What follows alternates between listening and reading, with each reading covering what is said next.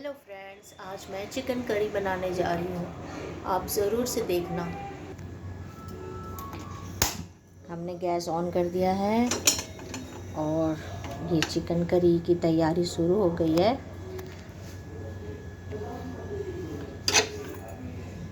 मेरी चैनल को सब्सक्राइब ज़रूर करिएगा, लाइक ज़रूर करिएगा, क्योंकि मैं नया नया वीडियो बना रही हूँ और आपको अच्छी अच्छी वीडियो भी मिलेगा।